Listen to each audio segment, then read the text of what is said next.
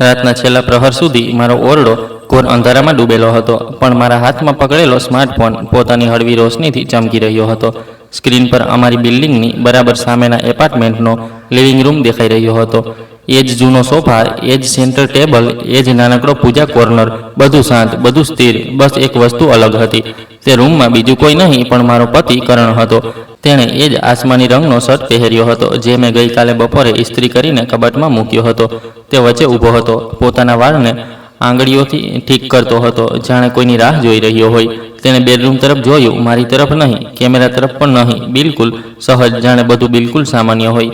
ત્યારે જ બેડરૂમનો દરવાજો થોડાક અવાજ સાથે ખુલ્યો અને ત્યાંથી તે બહાર આવી. રાત જેવી ગહેરી સિલ્કની નાની નાઇટ, ખુલ્લા વાળ, હાથમાં ગરમ કોફીનો મગ. સાંજના અમારી પડોશી, એ જ જે 2 મહિના પહેલાં આંટી તમે તો કમાલ છો કહેતા મને આટલા પ્રેમથી ગળે લગાડતી હતી, હવે એ જ મારા પતિનો હાથ પકડીને તેને પોતાની તરફ ખેંચી રહી હતી, જાણે વર્ષોથી આ જ કરતી આવી હોય. તેણે કરણના ગાલને સ્પર્શ કર્યો, ઝૂકીને તેના કાનમાં કંઈક ફૂસફૂસાવ્યું. બંને હસ્યા અને પછી તે કરણને સીધો બેડરૂમની અંદર લઈ ગઈ. દરવાજો પૂરી રીતે બંધ ન થયો, થોડોક ખુલ્લો રહી ગયો, જાણે કોઈએ ઉતાવળમાં ધક્કો માર્યો હોય, પણ મારા માટે એટલું પૂરતું હતું. મારા હાથ ધ્રુજી રહ્યા હતા, પણ મેં કેમેરો બંધ ન કર્યો. તે રાત્રે મેં માત્ર દગો ન જોયો, મેં મારા લગ્નનું નગ્ન સત્ય જોઈ લીધું.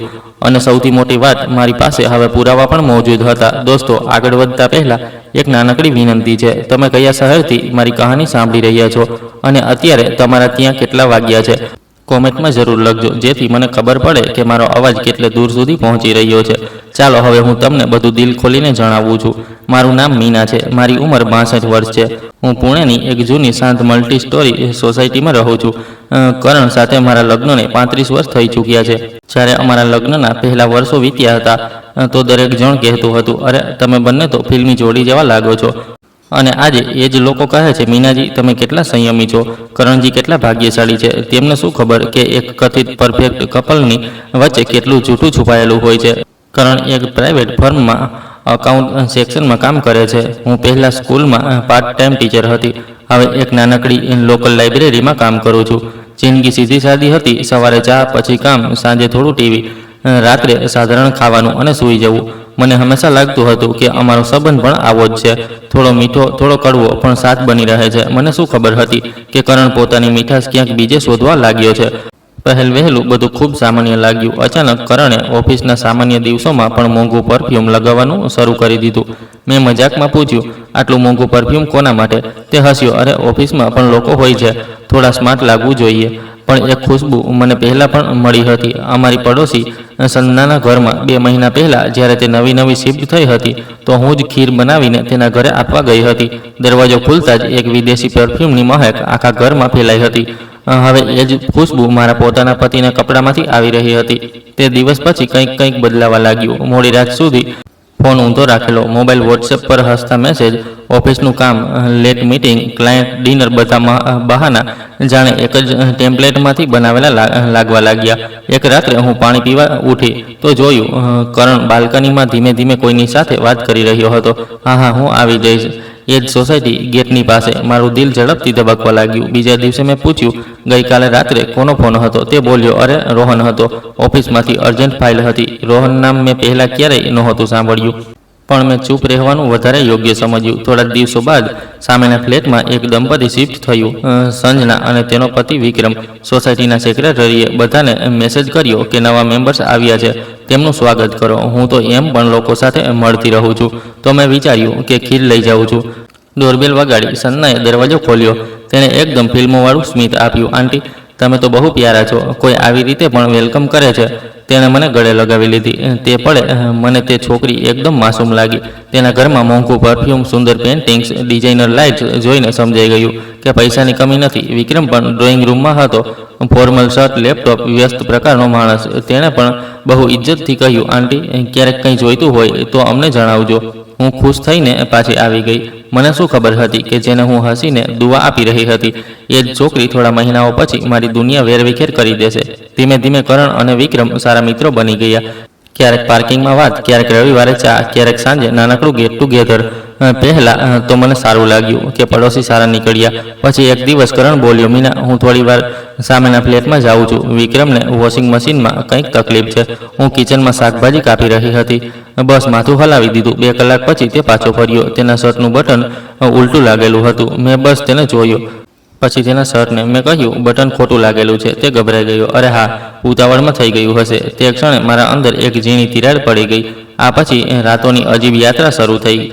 ક્યારેક 1:30 વાગ્યે, ક્યારેક 2:15 વાગ્યે હું જાગતી તો કરણ ગાયબ. પીપ હોલમાંથી જોતી. ક્યારેક એ જ મોંઘું પરફ્યુમ કોરિડોરમાં ફેલાતું નજર આવતું અને કરણ સામેના ફ્લેટ તરફ જતો દેખાતો.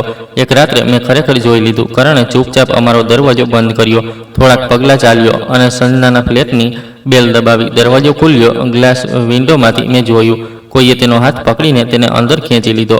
આગળ કંઈ ન દેખાયું. તે રાતે હું એક પળ ન સૂઈ. સવારે તે એવો વ્યવહાર કરી રહ્યો હતો જાણે કંઈ થયું જ ન હોય. બહુ ઊંઘ આવી રહી છે.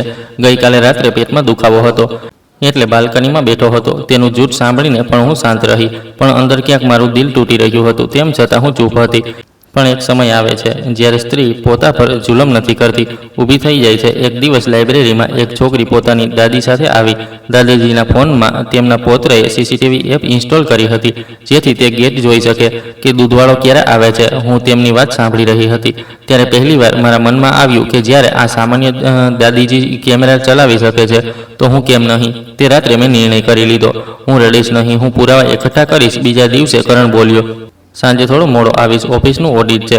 તેણે આ લાઈન મોટી સહજતાથી બોલી. મેં પણ એટલી જ સહજતાથી કહ્યું, હા, કામ જરૂરી છે, ચિંતા ન કર. પણ અંદર હું હવે સૂતેલી પત્ની નહીં, જાગી ચૂકેલી જાસૂસ મીના હતી. બપોરે લાઇબ્રેરીમાંથી રજા લઈને હું સીધી એક નાના ઇલેક્ટ્રોનિક સ્ટોરમાં પહોંચી. નામ હતું ઓમ સાંઈ ઇલેક્ટ્રોનિક્સ. નાનકડી દુકાન, પણ અંદર દરેક પ્રકારના કેમેરા, વાયર ચાર્જર પડ્યા હતા. કાઉન્ટર પર એક યુવક બેઠો હતો. નામ ટેગ પર લખેલું હતું રવિ. મેં ખચકાટ સાથે કહ્યું, બેટા, એક નાનકડો કેમેરો જોઈએ છે જે મોબાઈલથી જોઈ શકાય, ઘરની અંદર લગાવવાનો છે. રવિ તરત જ એક્સપર્ટ મોડમાં આવી ગયો. આંટી, આજકાલ બધું મોબાઈલથી ચાલે છે. આ જુઓ, આ નાનકડો વાઈફાઈ કેમેરો, આમાં નાઇટ વિઝન પણ છે, ફોનથી લાઈવ જોઈ શકો છો. મેં કેમેરો હાથમાં લીધો. નાનો, ગોળ, નાળિયેરથી પણ હલકો. તેને છુપાવવો સરળ હતો. રવિ હસ્યો. તેને શું ખબર હતી કે મારે શું છુપાવવાનું છે અને શું ઉજાગર કરવાનું છે? મેં પૂછ્યું, આમાં અવાજ પણ રેકોર્ડ થશે? તેણે બીજું મોડલ બતાવ્યું. આ વાળો લો, થોડો મોંઘો છે પણ આમાં વિડીયો સાથે ઓડિયો પણ રેકોર્ડ થશે. મેં વિચાર્યા વિના કહ્યું, આજે આપી દો. જિંદગીભર બચાવતા શું મળ્યું?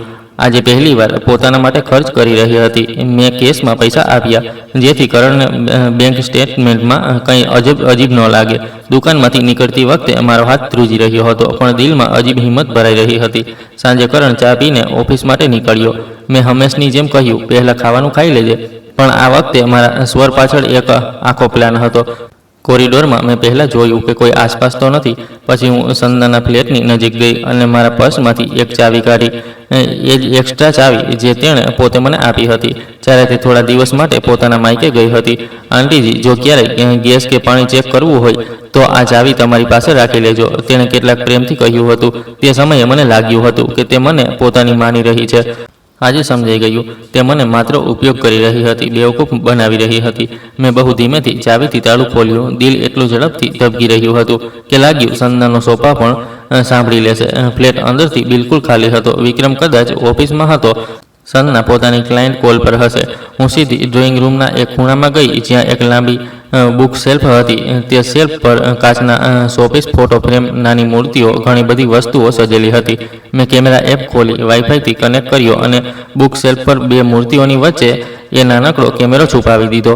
એપ પર લાઈવ વિડીયો આવી ગયો. સ્ક્રીન પર એ જ રૂમ દેખાવા લાગ્યો જેમાં હું ઊભી હતી. મેં એંગલ એડજસ્ટ કર્યો જેથી ડ્રોઈંગ રૂમની સાથે સાથે બેડરૂમના દરવાજાનો થોડો ભાગ પણ સાફ દેખાઈ શકે. મારા હાથ ધ્રુજી રહ્યા હતા પણ મોબાઈલ પર તસવીર એકદમ સાફ હતી. પહેલીવાર લાગ્યું કે હું માત્ર રડનારી સ્ત્રી નહીં, કંઈક જીતનારી સ્ત્રી છું. ત્યારે જ કોરિડોરમાંથી ઝડપથી પગલાંનો અવાજ આવ્યો. કોઈ સોસાયટી ગેટથી લઈને અહીં સુધી જલ્દી આવ્યું હતું. હું તરત બેડરૂમ તરફ ભાગી. ત્યાંથી અટેચ એક નાનકડો સ્ટોરરૂમ જેવો કેબિનેટ હતો. ગભરાહટમાં મેં સ્ટોરરૂમનો દરવાજો ખોલ્યો. અંદર ઘૂસીને દરવાજો ધીમેથી બંધ કરી દીધો. મારું દિલ એટલું જોરથી ધબકી રહ્યું હતું કે લાગ્યું દરવાજો હલી જશે. 2 સેકન્ડ બાદ ફ્લેટનો મેઇન ડોર ખુલ્યો. મેં શ્વાસ રોકી લીધો. બહારથી અવાજ આવ્યો, અહીં જ રાખ્યો હતો ને ચાર્જર? સન્નાનો અવાજ હતો, તેની સાથે એક પુરુષનો અવાજ આવ્યો, કદાચ વિક્રમ, જલ્દી કર, લેટ થઈ રહ્યા છીએ યાર. તેમના પગલાં બેડરૂમ તરફ આવ્યા, એટલે કે મારા સ્ટોર રૂમની બરાબર પાસેથી પસાર થયા. મેં દરવાજાની નાનકડી તિરાડમાંથી બસ તેમની પડછાઈ જોઈ. જો તેમણે સ્ટોર રૂમનો હેન્ડલ પકડી લીધો હોત તો હું સીધી તેમની સામે રંગે હાથ પકડાઈ જાત. મારા મનમાં બસ એક જ વાત ઘૂમી રહી હતી, ભગવાન, આજે બસ આ એકવાર બચાવી લો. થોડી સેકન્ડ બાદ સન્ના બોલી, મળી ગયો, અહીં જ કબાટ પર રાખ્યો હતો, ચાલ, નહીંતર ટેક્સી કેન્સલ થઈ જશે. પછી તેમના પગલાં બહારની તરફ ગયા. ડોર બંધ થવાનો અવાજ આવ્યો અને પછી સન્નાટો. મેં 1 થી 200 સુધી ગણતરી કરી, જેથી ખાતરી થઈ જાય કે કોઈ પાછું નથી આવી રહ્યું. ધીમેથી સ્ટોર રૂમમાંથી બહાર આવી. પગમાં જાન નહોતી. બેડના ખૂણા પર થોડી બેસી ગઈ. એ જ બેડ જ્યાં કદાચ કરણ પણ અવારનવાર સૂતો હશે. મારા હાથમાં હજી પણ મોબાઈલ હતો, જેમાં કેમેરાની લાઈવ ફીડ ચાલી રહી હતી. મેં જલ્દીથી ફ્લેટનો દરવાજો લોક કર્યો, ચાવી પાછી પોતાના પર્સમાં મૂકી અને સીધી પોતાના ઘરે પાછી ફરી. રાત સુધી કરણ ન આવ્યો. મેં ખાવાનું બનાવીને ડાઇનિંગ ટેબલ પર મૂકી દીધું, પણ પેટમાં જરા પણ ભૂખ નહોતી. ફોન પર એપ ખુલ્લી હતી, જેમાં સામેવાળો ફ્લેટ સતત દેખાઈ રહ્યો હતો. પહેલા ફ્લેટ ખાલી હતો, પછી સાંજે વિક્રમ આવ્યો, થોડીવાર પછી સન્ના. બંને વાતો કરતા દેખાયા. પછી લાઇટ્સ બંધ થઈ ગઈ. રાતના લગભગ 11:30 વાગ્યે કરણે મારો હાથ હળવેથી સ્પર્શ કર્યો. મીના, હું જરા નીચે પાણી પીવા જાઉં છું, ઊંઘ નથી આવતી. તેનો ડાયલોગ એટલો રટાયેલો, નાટક જેવો લાગ્યો કે હું અંદર કડવું સ્મિત રોકવા લાગી. મેં આંખો બંધ રાખી, પણ દિમાગ પૂરી રીતે જાગી રહ્યું હતું. 2 મિનિટ બાદ મેં મોબાઈલ ઉઠાવ્યો, એપ ઓપન કરી. સ્ક્રીન પર પહેલાં ખોલી ડ્રોઈંગ રૂમ દેખાયો. મેં ટાઈમ જોયો, 1:34 AM. થોડી જ વાર બાદ સામેવાળા ફ્લેટનો દરવાજો ખુલ્યો. કેમેરામાં મેં સાફ જોયું. પહેલાં કરણના જૂતા, પછી તેની જીન્સ, પછી એ જ આસમાની શર્ટ જે મેં પોતે ઇસ્ત્રી કરી હતી, તે અંદર આવ્યો. ચારે તરફ જોયું, પછી બેડરૂમ તરફ હળવું સ્મિત કર્યું. મારા હાથ બસ જેવા ઠંડા થઈ ગયા. આગલી જ પળે સન્ના બેડરૂમના દરવાજા પર દેખાઈ. આ વખતે નોર્મલ કપડામાં નહીં, પણ સિલ્કી નાઇટીમાં. તેણે સીધા કરણના ગળામાં હાથ નાખી દીધો, જાણે આ તેમનો રોજનો સીન હોય. કરણે તેનો ચહેરો બંને હાથોથી પકડ્યો, બરાબર તેમ જ જેમ ક્યારેક મારો ચહેરો પકડતો હતો. હું ફોન સ્ક્રીનની બિલકુલ નજીક જતી રહી. તેમને જરા પણ અંદાજો નહોતો કે તેમનો આ નાનકડો રોમાંચ મારા માટે કોર્ટનો સૌથી મોટો પુરાવો બની રહ્યો હતો. બંને અંદર બેડરૂમમાં જતા રહ્યા. દરવાજો અડધો જ બંધ હતો અને હવે બસ તેમની પડછાઈઓ દેખાઈ રહી હતી. કદાચ કોઈ બીજું હોત તો કેમેરો બંધ કરી દેત, ઓશીકું પકડીને રડી પડત કે ચીસો પાડવા લાગત. મેં કંઈ જ ન કર્યું. મેં બસ રેકોર્ડનું બટન દબાવ્યું, ફોન ટેબલ પર મૂકી દીધો અને બારીમાંથી ચાંદને જોવા લાગી. આંખોમાંથી આંસુ વહી રહ્યા હતા, પણ દિમાગ પૂરી રીતે ઠંડુ હતું. મને ખબર હતી કે આ તો બસ શરૂઆત છે. લગભગ અડધા કલાક બાદ કરણ પાછો અમારા બેડ પર આવીને સૂઈ ગયો. રૂમમાં હજી પણ સન્નાના પરફ્યુમની ખુશ્બુ હતી. તેને લાગ્યું હશે કે હું ગાઢ નિંદ્રામાં છું. તે રાત્રે મેં તેને એક પણ સવાલ ન પૂછ્યો, માત્ર એક નિર્ણય લીધો, હવે મીના બિચારી પત્ની નહીં બને. આગલા થોડા દિવસ જાણે પુરાવા એકઠા કરવાનો ટાઈમ ટેબલ બની ગયો. દર રાત્રે કેમેરો ચાલુ થતો, વિડીયો સેવ થતો, ક્યારેક 20 મિનિટ, ક્યારેક 40, ક્યારેક આખો કલાક. હવે મને કરણનો આખો શેડ્યુલ તેના કરતાં વધારે ખબર હતો. સવારે તે સામાન્ય પતિ બનીને ઉઠતો, સાંજે ટીવી જોતો, હસતો અને રાત્રે વોકના નામે પડોશીના ઘરે જતો રહેતો હતો. અને હું દર વખતે એક નવી ફાઇલ સેવ કરતી, જેનું નામ રાખતી દિવસ 1, દિવસ 2, દિવસ 3. તે સમયે મને નહોતી ખબર કે કોર્ટમાં શું થશે, વકીલ શું કહેશે, સોસાયટી શું વિચારશે. બસ એટલું સમજાઈ ગયું હતું કે જો હું હવે પણ ચૂપ રહી તો કાલે બધા લોકો મને જ પાગલ કહેશે. તે રાત પછી મારા અંદર કંઈક બદલાઈ ગયું. પહેલાં હું માત્ર રડતી હતી, હવે હું દરેક વસ્તુને ધ્યાનથી જોવા લાગી. કરણનો ફોન ક્યાં રાખે છે, કયા સમયે વોશરૂમ જાય છે, કયા દિવસે લેટ મીટિંગના નામે સૌથી સારો શર્ટ પહેરે છે, બધું નોટિસ કરવા લાગી. રાત્રે કેમેરો તેમનો નાટક બતાવતો. સવારે તે મારા સામે સીધી નજરથી ચા માંગતો. પહેલાં આ બધું જોઈને હું તૂટી રહી હતી. હવે હું બસ અંદર એક લિસ્ટ બનાવી રહી હતી કે કયા દિવસે શું થયું, કેટલી મિનિટ તે ત્યાં રહ્યો, કયા કપડામાં ગયો. લાઇબ્રેરીના જૂના સ્ટોર રૂમમાંથી મેં એક જૂનું રજિસ્ટર ઉઠાવ્યું, જે ક્યારેક રસોઈની રેસીપી ડાયરી હતી. હવે એ જમા મેં નોટ લખવાનું શરૂ કર્યું. દિવસ 1 રાત 1:34 થી 2 સુધી, દિવસ 2 રાત 1:50 થી 2:30 સુધી, જાણે કોઈ ટાઈમ ટેબલની એન્ટ્રી હોય. એક દિવસ લાઇબ્રેરીમાં મારી સહકર્મી વંદનાએ મને ધ્યાનથી જોઈ. મીનાજી, તમારો ચહેરો ઠીક નથી લાગી રહ્યો, બધું ઠીક છે ને? મેં જબરજસ્તી હસીને કહ્યું, બસ થોડી નબળાઈ છે. કદાચ થાક તે મારી આંખોમાં જૂઠ પકડી રહી હતી, તેમ છતાં કંઈ ન બોલી. તેની આંખોની ચિંતા મને ચૂભી ગઈ. મેં વિચાર્યું કે બધા મને બિચારી સમજી રહ્યા છે, પણ હું બિચારી નહીં રહું. રાત્રે કેમેરામાંથી વિડીયો સેવ કરવો હવે રૂટીન બની ચૂક્યું હતું. દરેક ક્લિપને હું મારા ફોનથી એક નાના પેનડ્રાઈવ જેવા ડિવાઇસમાં કોપી કરતી. અલગ ફોલ્ડર બનાવતી. Video 1, video 2, video 3. હું ખરેખર પુરાવાઓની એક નાનકડી ફેક્ટરી બની ગઈ હતી. પણ અંદર એક સવાલ વારંવાર ઘૂમતો રહેતો, આ બધું પ્રૂફ કરીને પણ થશે શું? હું માત્ર તેને પકડી પાડીશ કે કંઈક હાંસલ પણ થશે. એક રવિવારની સવારે કરણ વહેલો ઉઠ્યો અને બોલ્યો, મીના, હું મંદિર જાઉં છું, થોડું મન હળવું લાગશે. મને અંદરથી હસવું આવી ગયું. જે માણસ રાત્રે પડોશીની પથારી પર જાય છે તે સવારે ભગવાનની સામે ફૂલ ચડાવીને પોતાને સાફ સમજી લે છે. જેવો તે નીકળ્યો, મારું દિલ વધારે ઝડપથી ધબકવા લાગ્યું. આ એ જ મોકો હતો જેની હું ઘણા દિવસોથી રાહ જોઈ રહી હતી. કરણનો ફોન ડ્રેસિંગ ટેબલ પર ચાર્જિંગ પર લાગેલો હતો. 35 વર્ષમાં મેં ક્યારેય તેનો ફોન હાથ નહોતો લગાવ્યો. પણ પછી મને યાદ આવ્યું કે દર રાત્રે તે મારો ભરોસો તોડે છે અને હું હવે પણ તેની પ્રાઇવસીની રક્ષા કરું. મેં ફોન ઉઠાવ્યો. લોક સ્ક્રીન પર હજી પણ અમારા લગ્નની ફોટો વોલપેપર હતી. એક પળ માટે મારી આંખો ભરાઈ આવી, પણ મેં તે પળ છોડી દીધી. કરણ હંમેશા સરળ પિન રાખતો હતો. મેં મારો જન્મદિવસ નાખીને જોયું. ફોન તરત અનલોક થઈ ગયો. સૌથી પહેલાં વોટ્સએપ ખોલ્યું. ઉપર ફેમિલી ગ્રુપ, ઓફિસ ગ્રુપ, કેટલાક રેન્ડમ નામ. થોડું નીચે સ્ક્રોલ કર્યું તો એક કોન્ટેક્ટ દેખાયો, એસ. તેની ડીપીમાં સંજનાની હસતી સેલ્ફી હતી. મારા હાથ ઠંડા પડી ગયા.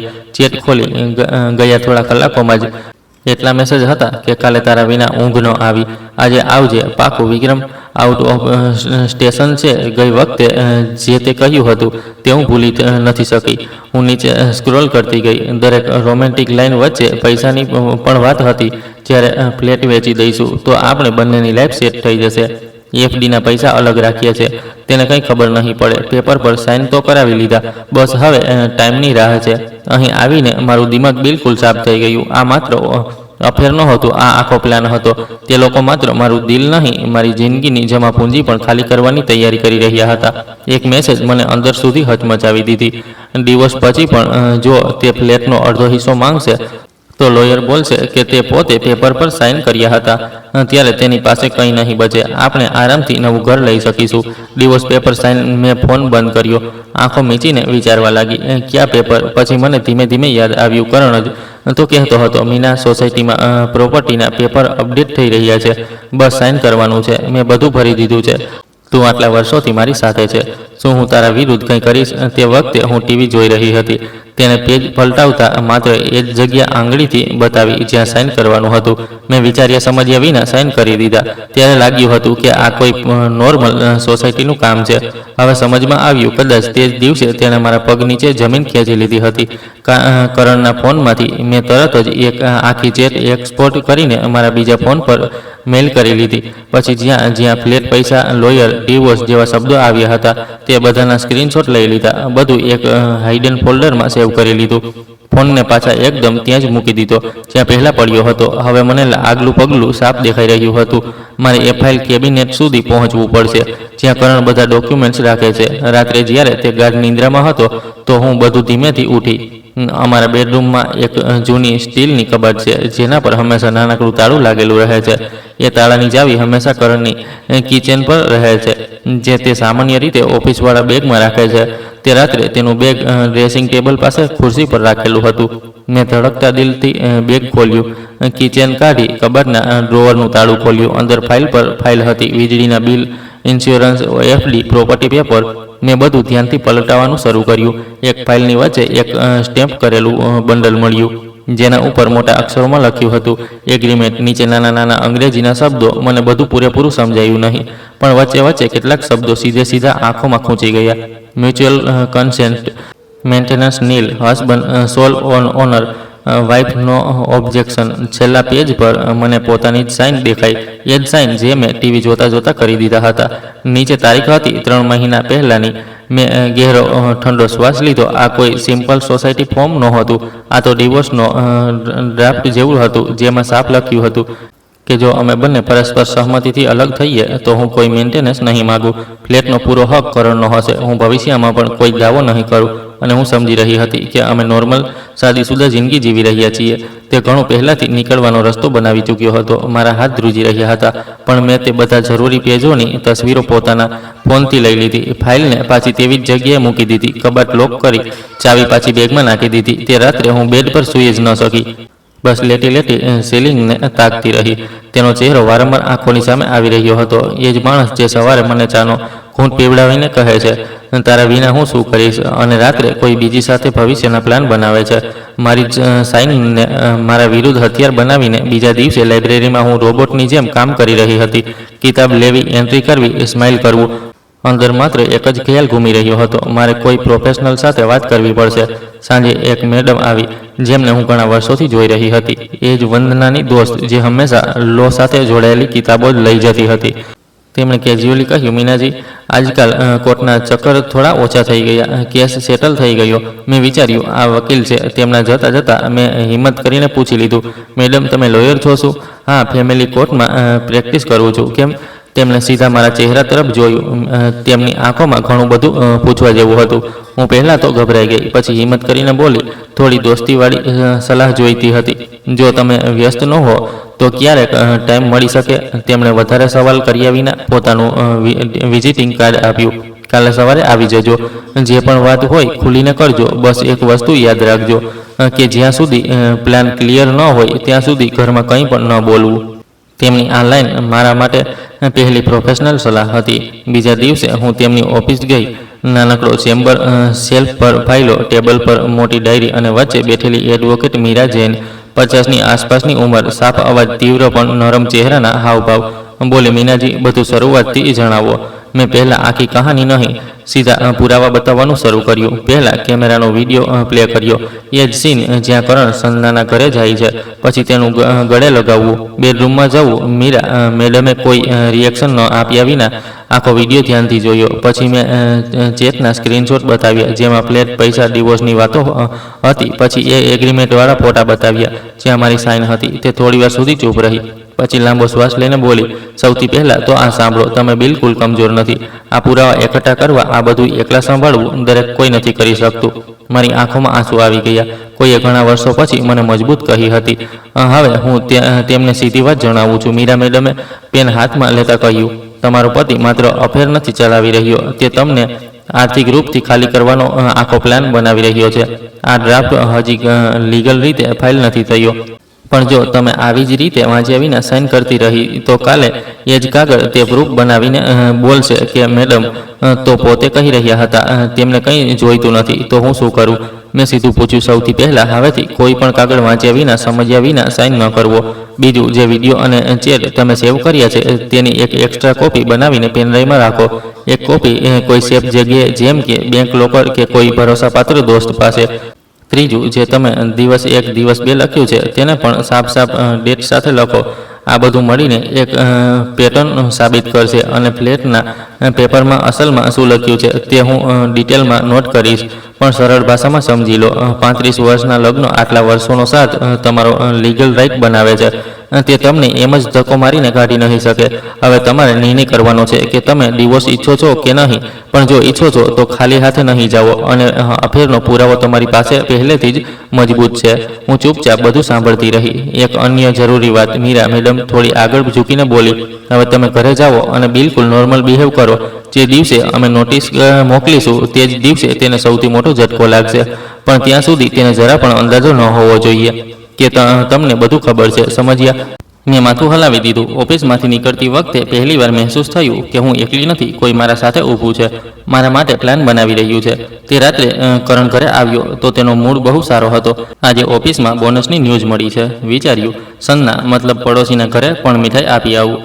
તેમના ઘરે પણ સારી ન્યૂઝ છે. તેણે પોતાના જ મોંથી સંજનાનું નામ કાઢી નાખ્યું. પછી ઉતાવળમાં બોલ્યો, અરે મારો મતલબ વિક્રમની જોબમાં કદાચ ઇન્ક્રીમેન્ટ થયું છે ને? મેં સીધી નજરથી કહ્યું, હા, જાઓ સાહેબને મીઠાઈ ખવડાવો. હું તો એમ પણ જાડી થઈ ગઈ છું. તેને જરા પણ અંદાજો નહોતો કે બોનસવાળી મીઠાઈ ખાતા સમયે મારા દિમાગમાં તેના વિરુદ્ધ કેસના પોઈન્ટ્સ લાઇનથી જોડાઈ રહ્યા હતા. રાત્રે કેમેરા પર મેં જોયું, કરણ એક નાનકડો ગિફ્ટ બોક્સ લઈને ગયો. સન્નાએ તેનો હાથ પકડીને અંદર ખેંચી લીધો. વાઇન ગ્લાસ, હળવી રોશની, બંનેનું હાસ્ય. પહેલાં આ બધું જોઈને મારું લોહી ઉકળતું હતું. હવે હું બસ વિડીયોને પોઝ કરીને ટાઈમ લખી લેતી હતી. ગિફ્ટ રાત 9:30 વાગ્યે. થોડા દિવસ બાદ લિફ્ટમાં મારી પહેલીવાર વિક્રમ સાથે એકલી મુલાકાત થઈ. તે થોડા ઉદાસ લાગી રહ્યા હતા. આંખો નીચે હળવા ડાર્ક સર્કલ. લિફ્ટ બંધ થઈ તો તેમણે ફોર્મલ રીતે પૂછ્યું, તમે મીના આંટી છો ને? મેં બસ કહ્યું, હા બેટા.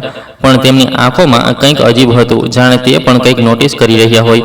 તેમણે એક નાનકડું વાક્ય કહ્યું જે આજ સુધી મારા દિમાગમાં ઘૂમે છે. આજકાલ સન્ના બહુ વ્યસ્ત રહે છે. રોજ કોઈને કોઈનો પ્રોજેક્ટ હોય છે. તેમણે પ્રોજેક્ટની આગળ અદ્રશ્ય ડબલ કોટ લગાવી દીધા. હું થોડી પળ માટે વિચારમાં પડી ગઈ. શું વિક્રમને પણ કંઈક શંકા છે? લિફ્ટમાંથી ઉતરતી વખતે તેમણે ફરી કહ્યું, જો ક્યારેય તમને પણ કંઈક અજીબ લાગે તો મને જણાવજો. હું પણ સોસાયટીનો મેમ્બર છું.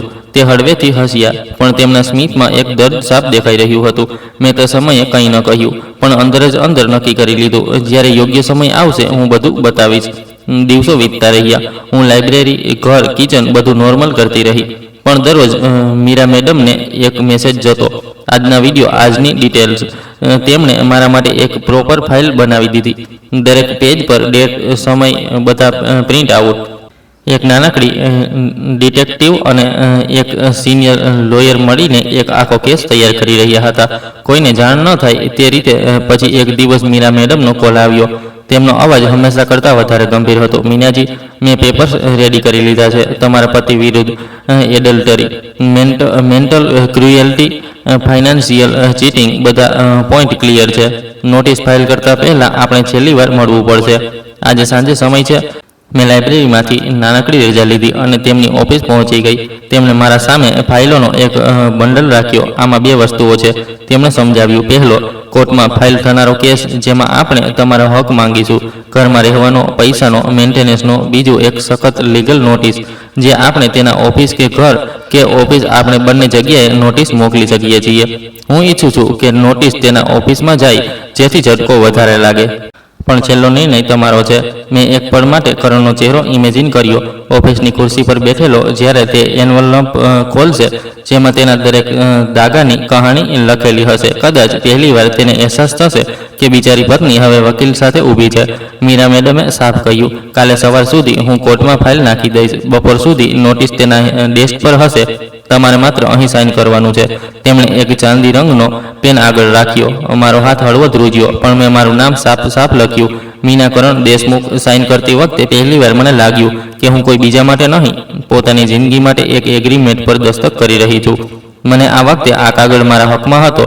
ઘરે પાછી ફરતા રાત થઈ ચૂકી હતી. કોરિડોરની લાઇટ થોડી ધીમી હતી, જાણે કોઈ સસ્પેન્સ સીન ચાલી રહ્યો હોય. જેવી હું પોતાના ફ્લેટ પાસે પહોંચી, મને પાછળથી કોઈએ અવાજ દીધો, મીનાજી. હું ફરી દરવાજા પાસે. વિક્રમ ઊભો હતો. તેના હાથમાં બ્રાઉન રંગનો એક એન્વલપ હતો, ચહેરો પૂરી રીતે તણાયેલો. મારે તમારી સાથે એક જરૂરી વાત કરવી છે, તેણે ધીમા પણ નક્કર લહેજામાં કહ્યું. મને તરત સમજાઈ ગયું, તેને પણ કંઈક ખબર પડી ચૂકી છે. તેની આંખોમાં ગુસ્સો પણ હતો અને સવાલ પણ. મારું દિલ એક પળ માટે રોકાઈ ગયું. શું તેને માત્ર અફેર વિશે ખબર છે કે મારા કેમેરા વિશે પણ? અને સૌથી મોટો સવાલ, તે મારો સાથી બનશે કે મારા પતિ તરફ ઊભો રહી જશે? હું ત્યાં જ કોરિડોરમાં ઊભી રહી હતી. એક તરફ મારું ઘર, બીજી તરફ તેનું, વચ્ચે બસ થોડાક પગલાં અને અગણિત રાજ. તે સમયે કોરિડોરની હવા પણ અજીબસી ભારે લાગી રહી હતી. હું મારા ફ્લેટના દરવાજા પાસે ઊભી હતી. સામે વિક્રમ, હાથમાં એન્વલપ, આંખોમાં તોફાન. તેણે ધીમેથી કહ્યું, મને બધું તો નહીં, પણ ઘણું બધું ખબર પડી ગઈ છે કરણજી અને સન્ના વિશે. મારા પગ જાણે એક પળ માટે જમીનથી ચોંટી ગયા. મેં સીધું પૂછ્યું, તને કઈ વસ્તુની ખબર છે બેટા? તેણે એન્વલપ મારી તરફ વધાર્યો. આ જુઓ. મેં તેને અંદર આવવાનું કહ્યું. અમે બંને ડ્રોઈંગ રૂમમાં બેઠા. દિલ તો ઈચ્છતું હતું સીધું બોલી દઉં, હા મને બધું ખબર છે, મેં કેમેરા પણ લગાવી દીધો છે. પણ મીરા મેડમની વાત યાદ હતી. જ્યાં સુધી પ્લાન સાફ ન હોય, કોઈ ભાવનાત્મક ભૂલ નહીં. મેં એન્વલપ ખોલ્યો. અંદર કેટલાક પ્રિન્ટ આઉટ હતા.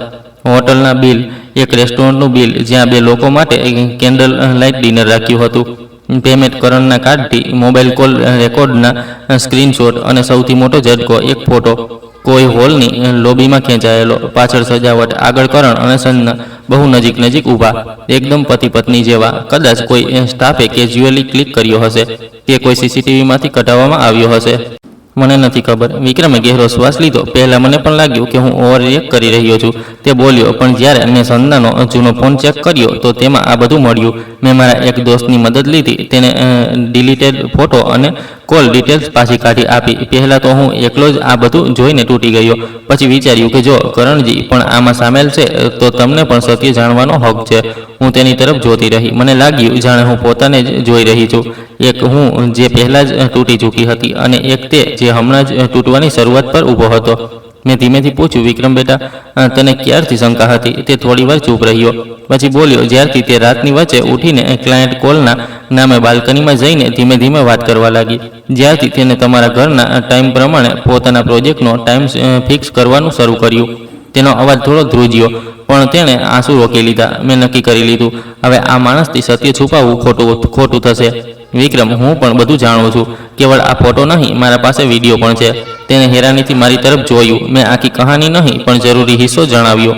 કેમેરા એપ, રાતના વિડીયો, કરણનું આવવા જવું, સંજનાની સિલ્ક નાઇટ, બંધ થતો દરવાજો. વિક્રમ થોડીવાર બિલકુલ ચૂપ રહ્યો, પછી બસ એક લાઈન બોલ્યો, મતલબ અમને બંનેને જ બેવકૂફ બનાવવામાં આવી રહ્યા હતા. મેં માથું હલાવી દીધું, પણ હું માત્ર રડી નથી રહી, પગલાં ઉઠાવી રહી છું. વિક્રમ, મેં લોયર સાથે વાત કરી લીધી છે. કાલે તેને ઓફિસમાં લીગલ નોટિસ મળવાની છે. કોર્ટમાં કેસ ફાઇલ થશે. તેની આંખોમાં પહેલીવાર એક નાનકડી ઇજ્જતની ચમક આવી. તમે આ બધું એકલા કરી લીધું? એકલી નહીં, હું બોલી. હવે લોયર પણ છે, અને જો તું ઈચ્છે તો તું પણ પોતાનો હક લઈ શકે છે. બસ એક વાત યાદ રાખજે, આપણે પોતાનો ગુસ્સો અલગ અલગ નહીં, એક સાથે ઉપયોગ કરવાનો છે. નહીંતર તે બંને કોઈ બીજા શહેરમાં નવી કહાની શરૂ કરી દેશે અને આપણે અહીં બસ આંસુ ગણતા રહી જઈશું. વિક્રમે ગહેરો શ્વાસ લીધો. હું પણ કાલે મારા વકીલને મળીશ, પણ એક રિક્વેસ્ટ છે મીનાજી, કાલે જ્યારે કરણજીને નોટિસ મળે અને તે ઘરે આવે, હું પણ અહીં આવવા માંગુ છું. મારે પણ એ બંનેનો અસલી ચહેરો જોવો છે. મેં થોડીવાર વિચાર્યું, પછી હા પાડી દીધી. આવજે, પણ એક વાત, આપણે બંનેએ ચીસો પાડવા કરતાં વધારે સમજદારીથી કામ લેવું છે. આપણે અવાજ જેટલો શાંત રહેશે, આપણો કેસ એટલો મજબૂત થશે. તે હળવો હસ્યો. તમે તો બિલકુલ મીરા મેડમની જેમ વાત કરી રહ્યા છો. બીજા દિવસે સવારે હું બિલકુલ સામાન્ય રૂટીનમાં લાગી ગઈ. ચા નાસ્તો, કરણની ઓફિસવાળી શર્ટ ઇસ્ત્રી કરવી. તેણે કેઝ્યુઅલી કહ્યું, ગઈકાલે રાત્રે બહુ થાકી ગયો હતો, આજે જલ્દી સૂવું છે. હવે તેની દરેક વાતમાં મને જૂઠની વાસ આવતી હતી, પણ મેં માત્ર એટલું કહ્યું, હા, થાકી જ જતા હશો. એટલું કામ જે કરો છો, જે માણસ પોતાની જ પત્નીને પ્રોપર્ટીમાંથી હટાવવાનું પ્લાનિંગ કરી રહ્યો હોય, તેને આ નાનકડો ડાયલોગ જરૂર સંભળાવવો જોઈએ. બપોરના લગભગ મીરા મેડમનો ફોન આવ્યો. નોટિસ તેના ઓફિસ પહોંચી ગઈ છે. પેપર સર્વરે કહ્યું કે બધાની સામે તેને એન્વલપ લીધો. પહેલાં તો નોર્મલ ખોલી રહ્યો હતો, પણ જેવો અંદર વાંચ્યો, ચહેરો એકદમ બદલાઈ ગયો. બોસ પણ પાસે જ ઊભા હતા.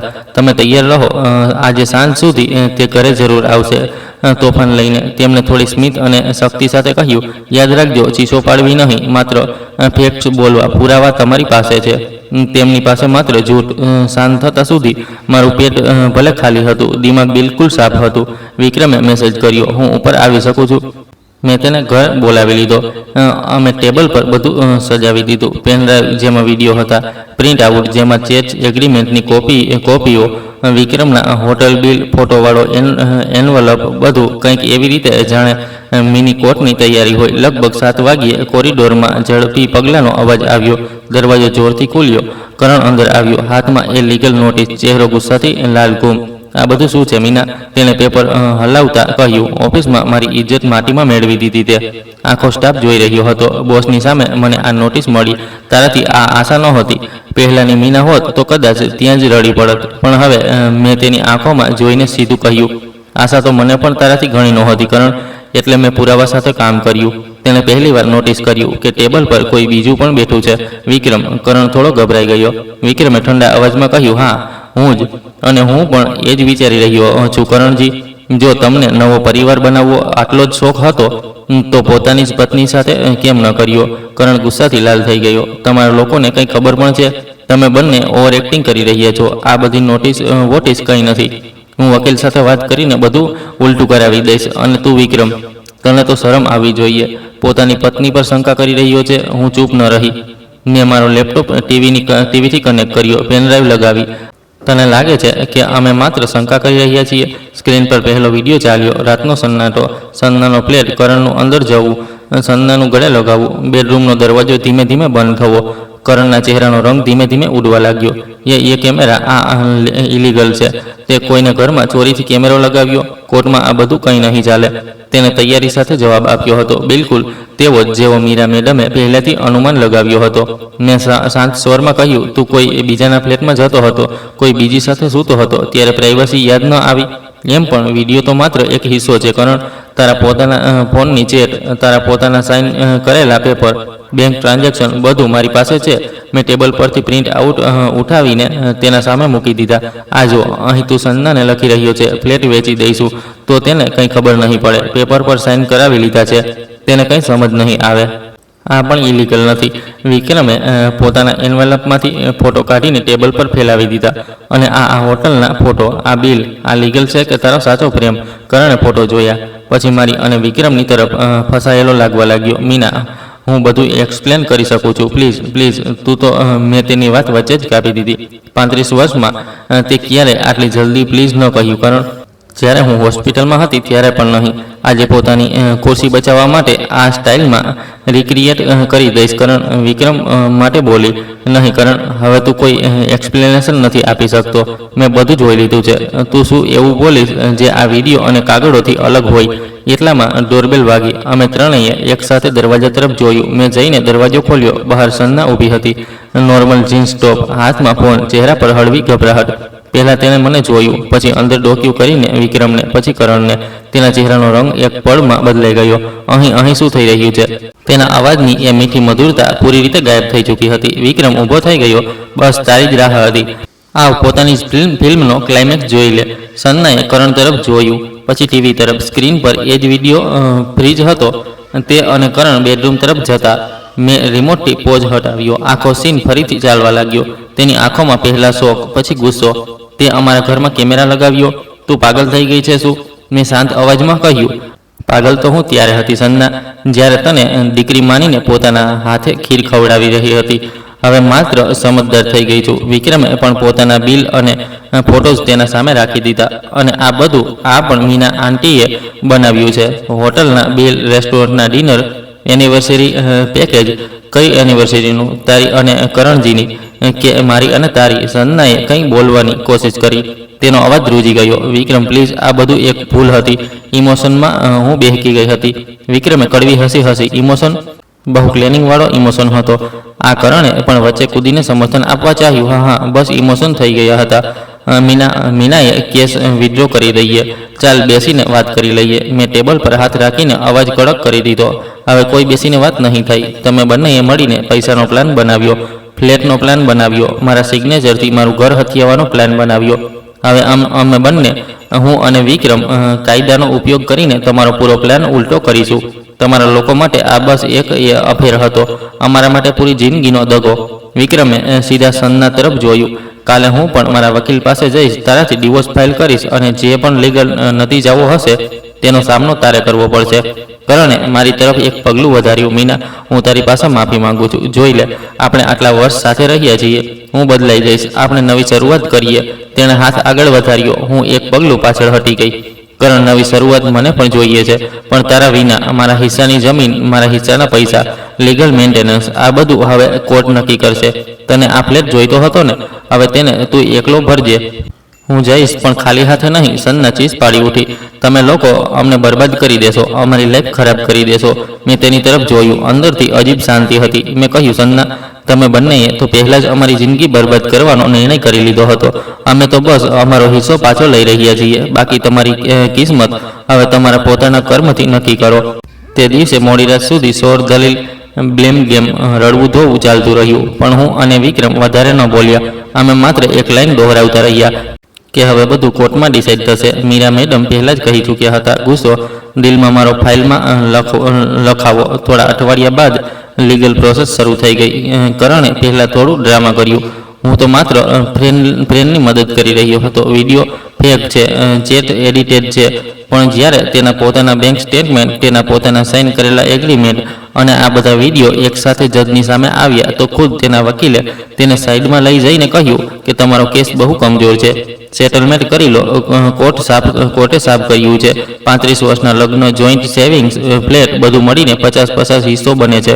જે એગ્રીમેન્ટ તેમણે મારાથી સાઇન કરાવ્યો હતો કે મને કંઈ જોઈતું નથી, જજે તેને સાઈડમાં રાખી દીધો. કારણ કે તે ન ફેર હતો, ન સાફ અને દગાથી કરાવવામાં આવ્યો હતો. કારણે મારી મેન્ટેનન્સ, મારી મેડિકલ સિક્યોરિટી, આ બધું આપવું પડ્યું. વકીલની ફીસ, કોર્ટના ચક્કર, ઓફિસમાં લોકોની વાતો, તેનો અહંકાર ધીમે ધીમે તૂટી ગયો. સંજનાના મામલામાં વિક્રમે પણ ડિવોર્સ ફાઇલ કરી દીધો.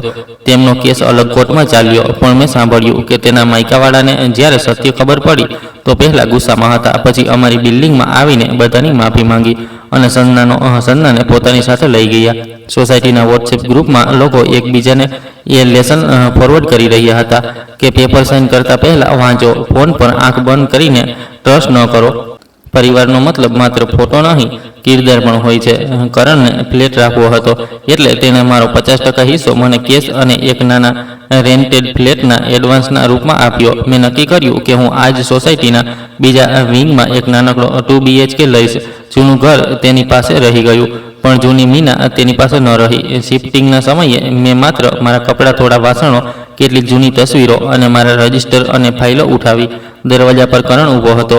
એકવાર પૂછી લઉં, છેલ્લી વાર, ખરેખર કોઈ ચાન્સ નથી બચ્યો? તેના અવાજમાં પહેલાવાળો રૂઆબ નહીં, માત્ર થાક હતી. મેં સીધો જવાબ આપ્યો, કરણ, તે મારા જ સાઇનને મારા વિરુદ્ધ ઉપયોગ કરીને પ્લાન બનાવ્યો હતો. ત્યાંથી જ બધા ચાન્સ ખતમ થઈ ગયા. હવે હું પોતાના માટે જીવવા માંગુ છું. અને હા, આભાર. જો તું આટલો મોટો દગો ન કરત તો કદાચ મને તારી તાકાત ક્યારેય ખબર જ ન પડત. મેં દરવાજો બંધ કરી દીધો. નવા ફ્લેટમાં પહેલી રાત બહુ શાંત હતી. કોઈ રાતના 2:30 વાગ્યે ચૂપકેથી બહાર નથી નીકળતું. કોઈ પરફ્યુમની અજીબ ખુશ્બુ નથી આવતી. બસ હું હતી, મારી ચા, મારો નાનકડો ટીવી, 2 કુંડામાં છોડ અને બારીની બહાર પુણેની ઠંડી હવા. થોડા દિવસ બાદ વિક્રમનો ફોન આવ્યો. મીનાજી, કેસ લગભગ ફાઇનલ થઈ ગયો છે. જજે સાફ કહ્યું, હું પણ મારો હિસ્સો લઈ શકું છું. અજીબ નથી લાગતું? જે બિલ્ડિંગમાં અમે એક નોર્મલ કપલ બનીને આવ્યા હતા, ત્યાંથી જ 2 અલગ અલગ લોકો બનીને જઈ રહ્યા છીએ, પણ કદાચ થોડા વધારે સ્ટ્રોંગ. હું હસી પડી. દગો ખાવાથી પણ વધારે ખરાબ માત્ર એક વસ્તુ હોય છે, વિક્રમ, ખામોશીથી દગો સહન કરવો. અમે ઓછામાં ઓછી એ ભૂલ ન કરી. અમે ક્યારેક ચા પર મળીએ છીએ, બસ દોસ્તની જેમ. અમે પોતાના જખમોને કોઈ નવી લવ સ્ટોરી નથી બનાવ્યા, બસ એકબીજાને એ યાદ દેવડાવીએ છીએ કે આગલું પગલું હંમેશા સેલ્ફ રિસ્પેક્ટથી લેવાનું છે, ન કે માત્ર દર્દથી. મેં મારી લાઇબ્રેરીવાળી નોકરી ચાલુ રાખી, પણ તેની સાથે એક નવું કામ શરૂ કર્યું, મહિલાઓ માટે નાના લીગલ અવેરનેસ સેશન. ક્યારેક લાઇબ્રેરીના હોલમાં હું નાનકડો પ્રોગ્રામ રાખું છું. મીરા મેડમ ક્યારેક ગેસ્ટ બનીને આવે છે, સિમ્પલ ભાષામાં સમજાવે છે પ્રોપર્ટીમાં તમારો શું હક છે, કાગળ સાઇન કરતા પહેલાં શું જરૂર વાંચવું જોઈએ, ઘરેલું હિંસા, માનસિક યાતના કે દગાની સિચ્યુએશનમાં કાયદો શું કહે છે. જે મેં દર્દથી શીખ્યું તેને હવે હું બીજી સ્ત્રીઓને દિમાગથી શીખવવા માંગુ છું. રાત્રે એકલી હોઉં છું તો ક્યારેક જૂની યાદો આવી જાય છે. લગ્નના પહેલા દિવસો, પહેલો વરસાદ, પહેલી ટ્રીપ, પછી યાદ આવે છે કે એ જ માણસ મારા પાછળ મારા સાઇનને કાગળ પર કોઈ બીજી માટે નો ઓબ્જેક્શન બનાવી રહ્યો હતો. ત્યારે હું પોતાનાથી કહું છું, નહીં મીના, તે સાચું કર્યું. આજે પણ મારી પાસે એ નાનકડો કેમેરો છે. ઇસ્ત્રી તો સોસાયટીના ગેટ પર લગાવીને દૂધવાળા કે કુરિયરનો ટાઈમ ચેક કરી શકતી હતી, પણ મેં ન કર્યું. મેં તેને કબાટની અંદર મૂકી દીધો. એ કેમેરાએ એક દગો જરૂર પકડ્યો, પણ તેણે મને એક બીજી મોટી વાત શીખવી. પુરાવાથી પણ વધારે જરૂરી હોય છે પોતાને પસંદ કરવો. જો હું વિડીયો પછી પણ ચૂપ રહેતી તો તે લોકો બસ મારી કહાની લખીને આગળ વધી જાત. મેં એ વિડીયોને પોતાના માટે ટર્નિંગ પોઈન્ટ બનાવી દીધો. જો તમે આ કહાની અહીં સુધી સાંભળી રહ્યા છો તો એક વાત યાદ રાખજો, જો દિલ વારંવાર કહી રહ્યું હોય કે કંઈક ગડબડ છે તો પોતાને પાગલ ન કહો. ખામોશી દર વખતે શરાફત નથી હોતી. ક્યારેક પોતાના ઉપર જુલમ પણ હોય છે. પુરાવા એકઠા કરો, કોઈ ભરોસાપાત્ર માણસ સાથે વાત કરો, લોયરને મળો, પોતાનો હક સમજો. કોઈ સંબંધ એટલો મોટો નથી હોતો કે તેના માટે તમારે તમારી ઇજ્જત કુરબાન કરવી પડે. અને હા, કાગળ ક્યારેય પણ વાંચ્યા વિના સાઇન ન કરવો. આજે હું 62 વર્ષની છું, એકલી છું, પણ તૂટેલી નથી, સીધી ઊભી છું. અને આ કહાની એ વાતનો પુરાવો છે કે ઘણીવાર દગો જ આપણને આપણી અસલી તાકાત બતાવે છે. હવે હું તમારી પાસેથી 2 સવાલ પૂછવા માંગુ છું. સૌથી પહેલાં, આ કહાનીનો કયો હિસ્સો તમારા દિલને સૌથી વધારે લાગ્યો? જ્યારે મેં કેમેરા લગાવ્યો, જ્યારે નોટિસ ગઈ, કે જ્યારે મેં સીધું નહીં કહ્યું? અને જો તમે મારી જગ્યાએ હોત તો શું તમે પણ લીગલ રસ્તેથી ચૂપચાપ પુરાવા જમા કરત કે પહેલી રાત્રે જ હંગામો કરી દેતા? કોમેન્ટમાં જરૂર લખજો. હું તમારા જવાબ ખરેખર વાંચું છું. અને જતાં પહેલાં, જો આ કહાનીએ તમને જરાક પણ હિંમત આપી હોય તો આ વિડીયોને લાઇક કરો, કોઈ દોસ્ત કે રિશ્તેદાર સાથે શેર કરો જેને તેની જરૂર હોઈ શકે છે, અને ચેનલને સબસ્ક્રાઇબ કરી બેલ આઇકન દબાવો જેથી આગલી પાવરફુલ કહાની તમે મિસ ન કરો. હવે સ્ક્રીન પર જે આગલો વિડીયો દેખાઈ રહ્યો છે તેના પર ક્લિક કરો. તે પણ એક એવી જ કહાની છે જ્યાં દગો ખાનારો ઇન્સાન અંતમાં હારીને નહીં જીતીને નીકળે છે. જો આ કહાની તમને પસંદ આવી હોય તો કોમેન્ટમાં જરૂર જણાવો કે તમે કયા શહેરથી સાંભળી રહ્યા છો. અને હા, જો તમે આવી જ બીજી જીવંત સાચી લાઈફ સ્ટોરી સાંભળવા માંગો છો તો ચેનલને સબસ્ક્રાઈબ કરજો, વિડીયોને લાઇક કરજો અને જો દિલ કહે તો સુપર થેન્ક્સ બટન દબાવીને સપોર્ટ કરી શકો છો, જેથી હું તમારા માટે આવી જ બીજી કહાનીઓ લાવતો રહું. તમારા પ્રેમ અને સપોર્ટ માટે દિલથી આભાર. તમારી રાય મારા માટે બહુ માયને રાખે છે. તો કોમેન્ટમાં જરૂર લખજો કે આજની કહાનીએ તમને કયા સ્પર્શ કર્યો. સ્ક્રીન પર તમને મારી બીજી કહાનીઓ દેખાઈ રહી છે, તે તમને જરૂર પસંદ આવશે. જરૂર જોજો. મળીએ છીએ આગલી લાઈફ સ્ટોરીમાં ઢગલાબંધ પ્રેમ અને ઇજ્જત સાથે.